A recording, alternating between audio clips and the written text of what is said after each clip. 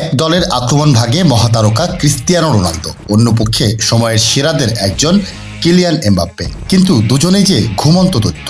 European চ্যাম্পিয়নশিপের চলতি আসরে এখনও জেগে ওঠেনি কেউ। ম্যাচের আগে তাই প্রশ্নটা উঠছে, মলিনতার খোলস ছেড়ে আড়মোড়া ভেঙে স্বরূপে ফিরবেন কি রোনালদো এমবাপ্পে?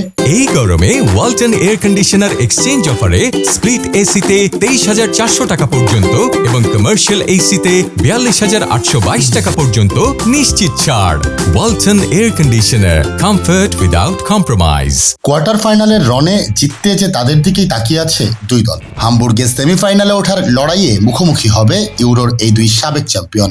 2000 সালে দ্বিতীয় ও সব শেষবার এই ট্রফি উঁচিয়ে ধরেছিল ফরাসিরা। পর্তুগিজরা জিতেছিল 2016 সালে। চলতি আসরে ওপেন প্লে থেকে এখনও গোল পায়নি ফ্রান্স, আর পর্তুগাল শেষ দুই ম্যাচে গোলহীন। শেষ 16-র বৈতরণী দলটি পার হয়েছে টাই ব্রেকারে স্লোভেনিয়াকে 3-0 ব্যবধানে হারিয়ে। নিজ নিজ দলের মতোই বিবর্ণ এমবাপ্পে ও রোনালদো। আক্রমণ ভাগের প্রাণভোমরা এমবাপ্পে এবার ফ্রান্সের অধিনায়ক, কিন্তু দলকে টানতে পারছেন না সেভাবে। এ পর্যন্ত একবারই তিনি জালের দেখা পেয়েছেন, তাও পেনাল্টি। টাইব্রেকারে স্লোভেনিয়ার বিপক্ষে জালের দেখা পেয়েছিলেন রোনালদো। এর বাইরে লক্ষ্যভেদ করতে পারেননি আন্তর্জাতিক ফুটবলের রেকর্ড গোলদাতা। এর ভেতর আবার সাবেক রিয়াল মাদ্রিদ তারকার আছে স্লোভেনিয়ার বিপক্ষে পেনাল্টি মিসের হতাশাও। একদিক থেকে অবশ্য এগিয়ে ফ্রান্স, এখনও অজেয় তারা।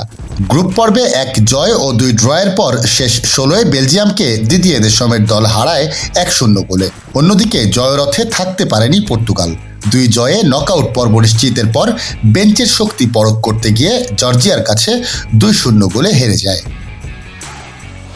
ইউরোয় দুই দলের সবশেষ দেখা গত আসরে বুদাপেস্টে গ্রুপ পর্বের সেই ম্যাচ হয়েছিল 2-2 ড্র। এর আগের স্মৃতি পর্তুগালের জন্য মহাপ্রাপ্তির। 2016 সালে ফরাসিদের হারিয়েই ইউরো সেরার মুকুট প্রথমবারের মতো পড়েছিল তারা। এবার হামবুর্গের লড়াইয়ে ফরাসি দুর্গের পতন ঘটাতে পর্তুগাল তাকিয়ে থাকবে রোনালদোর দিকে। ফরাসিরা সওয়ার হতে চাইবে এমবাপ্পের কাছে। এখন দেখার অপেক্ষা দুই ঘুমন্ত দৈত্যর কে কার আগে জেগে ওঠে, নাকি ঘুমিয়েই থাকে।